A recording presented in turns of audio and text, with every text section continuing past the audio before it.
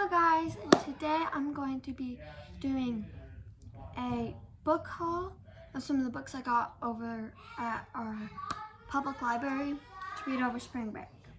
So I have this one, and my brother had read it, and he said that this would be a really good.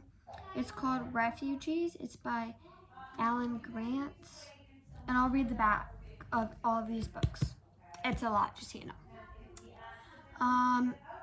3 different kids, one mission in common, escape. Joseph is a Jewish boy living in 1930s Nazi Germany with the threat of concentration camps looming, and he and his family board a ship beyond for the other side of the world. Isabel is a Cuban girl in 1994 with riots and unrest pillaging for her community. She and her family set on a raft hoping to find safety in America. Mahanda is Son's boy in 2015 with his homeland torn apart by violence and destruction. He and his family been a long trek toward Europe. All 3 kids are on the harrowing journeys, all face unimaginable dangers, but there is always hope of tomorrow. And although Joseph, Isabel, and Ramanda are separated by the continents and decades, shocking connections will tie their stories together and end. So yes, I'm pretty sure it's like a survival story on the ocean by the front. And after this, after I'm done with this, you guys should comment down below which book I should read first, and also if I should read a chapter or 2 of these to you guys on my YouTube channel. Alright, then we've got Mockingbird. Many people have read this book, and it is also a National Award book winner.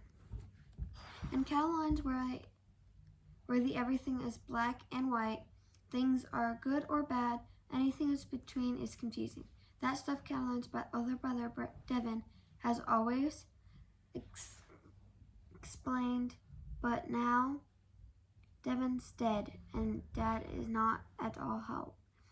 Caroline wants to get it over with, but as an 11-year-old, sorry about my sister behind me, she's trying to be a meanie,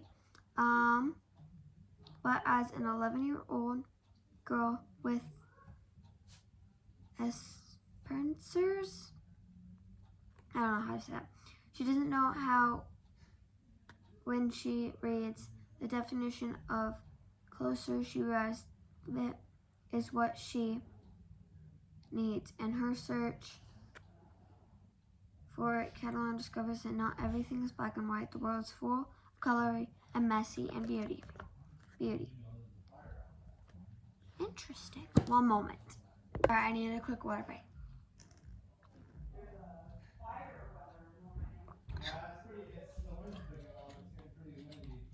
Alright, sorry about that. Just had to get my sister out. Alright, next book. I've read this book before. It is such a good book. I recommend this person to anybody that likes romance and teen, I don't know how to say it, like teen moving on. But it's called Jack and Lily. It's an Iowa's Children's Choice Award. It's a really good book. Okay, from the back. Jack and Lily are twins. Even though they seem pretty different, they feel the exact same, almost like 2 halves of one person. When one of them gets hurt, the other person can feel it. They can communicate without words, mysterious every year on their birthday. They sleepwalk to a train station in the middle of the night, but the year they turn 11, everything changed. Their parents now it's time to separate for separate bedrooms. Jake starts hanging out with a pack of boys on the block. Lily is devastated, not to mention really, really mad. And as she struggles to make friends and get a life apart from her twin, Jack finds himself dealing with the neighborhood bullying and has decided what kind of person he really is. So yeah, that's Jack and Lily by Jerry Speniel. A really good book. Alright, then we have the Girl Survive book. I have 5, including this book. Alright, this one is Lena and the Burning of Greenwood. Beautiful. A community under attack, a family forced to flee. And in the early 1920s, the Greenwood District in Tassel, Oklahoma, was wealthiest black community in the United States, but Tassel is a segregated city. 12-year-old Lena knows this, but she feels safe, sheltered from the racism in her successful, flourishing neighborhood. That all changed when a young black man from Greenwood is accused of assaulting a white woman. Racism, tensions boil over. Mobs of white citizens attack Greenwood, terrorizing black residents and businesses. Interesting. And sorry about the background. That is just my dad. Yet again, a series is really good. There's a bunch of them. There's like 3 to 4 more. I don't know. Now we have Lisa and the March on Salem / Bloody Sunday. A determined girl, a dangerous protest. 12-year-old Lisa believes that black people should be allowed to vote. She is willing to march for the right. On Sunday, March 7th, 1965, Lisa puts on her best dress to join protesters as they plan to visit the governor in Montgomery, Alabama. But as 6,000 marchers approach the Empress Bridge in Salem, they are stopped by angry state troopers who will do whatever it takes to stop the peaceful protesters. Can Lisa survive blows, tear gas, and more to continue her fight for voting rights? Alright, also, when I was reading this, I just realized they're on the back. So it's Claudia and the Storm. It's a hurricane survival story. Fumiko and the Tokyo Tragedy. Millie and the Great Drought. Those are the covers. Yeah. Okay, let's see. I've read Molly and the Twin Towers and Conscious in the Dangerous Crossroad. And there's also Aubrey under the Big Top. Here's those ones. And we got Charlotte Spies for Justice. A Nation at War. A Girl with a Mission. 12-year-old Charlotte lives on a plantation in Virginia where civil war is raging. All around her, the confident army is fighting to protect slavery and everything Charlotte wishes would end. Then she overhears the plantation owner plotting against the conventions. Charlotte is determined to help, spying and dangerous work, but Charlotte is willing to risk everything to fight for what is right, justice for all people. And we got Carrie and the Great Storm. I've read that one. Lucy and the Flights of Fire. Read that one. And Ruth and the Night of the Broken Glass. I've also read all of those ones. Those ones are really good. Alright. Then we've got another Girl Survive. Maddie and the Monstrous Storm. A schoolhouse blizzard and survival story. And then on this one, the only one that's new is Hattie and the London Blitz. I've also read that one. Yeah. Alright. An unexpected storm, an unclear path home. 13-year-old Maddie finds it hard to adjust to life on her aunt and uncle's farm in Dakota Territory. Her classmates think she's spoiled, and Aunt Myrta makes it clear Maddie's not fit for a farm life. Maddie desperately wishes her father and life back in St. Paul, Minnesota. But on January 20, 1888, everything changes. A blizzard traps Maddie and her classmates inside the school. If they stay inside, they'll freeze, but the risk of getting lost in the blizzard is equally as dangerous. will Maddie find the courage to help her classmates brave the storm and survive the deadly blizzard? But yeah, that is Maddie and the Monstrous Blizzard. Alright, now we've got one more. Anya and the Fleas the Fallout. Fleas the Fallout. Alright, here's that. Alright, a massive explosion. A family is searching for answers. 12-year-old Anya has a good life with her family in the town of Barita, not far from the Chalvorkin nuclear power plant, but one even explosion lights up the night sky, and something about the flames doesn't look right. Anna's father is a firefighter and is called to the plant. As soon as the seriousness of the situation grows, what went wrong at the plant? What is the government not telling them? Will Anna and her family survive the fallout followings? Alright. Okay. So there's two on the back that we haven't done. Cora and the Terrible Twister. Min and the Protests. And there's that. Alright, we are all done with the Girls Survive books.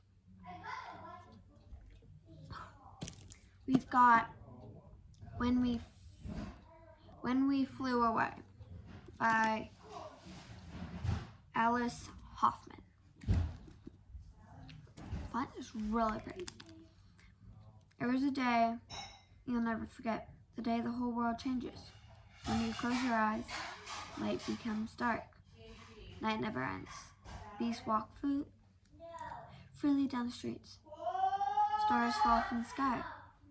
You were young one second. Then you were far too old.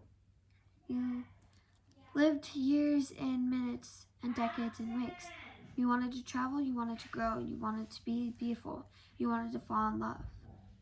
You wanted so much that your heart broke in half, but a heart is better than none. Your heart is stronger than anyone would guess. Remember, you're everything. Alright, one moment. My mom's calling me. Alright, I'm back. Back to the book. Alright, yeah. When We Flew Away. I think it's about how she meets an old girl, apparently, meets a young wolf, and they become friends, I guess. Alright, two more.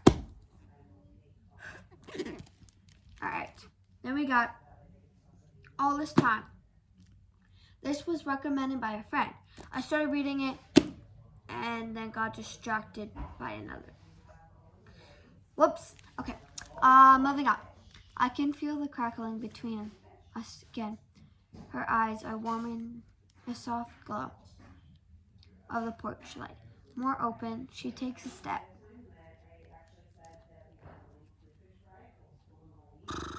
Back, but the magic magnet pole stretches. Instead of breaking, it fills the space between us. I hope you always think of that, she says.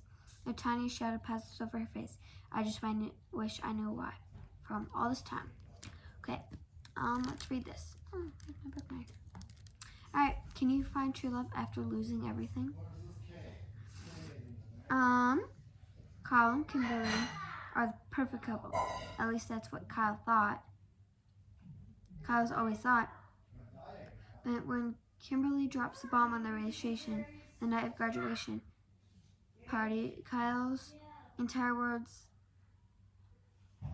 upends. Literally, their car crashes. When he wakes up, Kyle has a brain injury. Kimberly is dead, and no one in his life has possibly understood until Marley. Marley is suffering from her own loss, a loss she thinks was her fault. And when Marley and Kyle's paths cross, Kyle sees in Marley all the unspoken things, his feelings. As Kyle and Marley slowly work to heal each other's wounds, their feelings for each other grow stronger. But Kyle can't shake the sense that he headed for another crashing moment. Will blow up his life as soon as he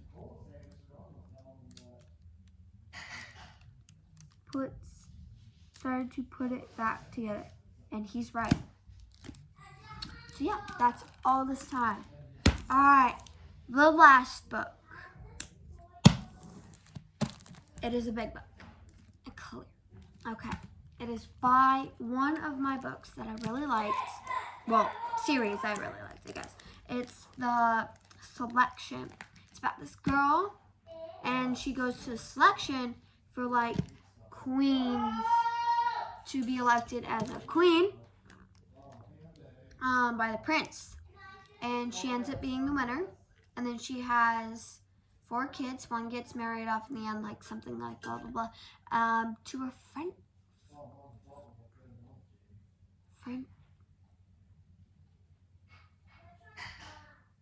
I don't know what kind of princess, but I'm pretty sure it's like a France princess. And she ends up marrying not one of the selected contestants for her, but one of the selected trainers, because he speaks Sweden and not English, I guess. I don't know. Alright, but it's called 1,000 Wishes, and the author is Kiera Cass. Alright, I told myself that it had been the rain. It was something hitting the mountain, a tree falling, or anything else. But every time Lennox smiled or touched me, or even looked at me uncertainly, in a certain way, I would hear it again, the sound of 1,000 heartbeats. But yeah. Oh, that's real pretty, the inside. That's cute. But yeah, that is 1,000 heartbeats. Beautiful. That is it for today, guys. Comment down below which one I should do. Also, first person to comment down on this video what book I should do, we'll get to, let's see. Also, be the person to do my next video. I guess, give me an idea for my next video. As long as it's okay. And not too extravagant, I guess. Well, see you guys next time. Bye!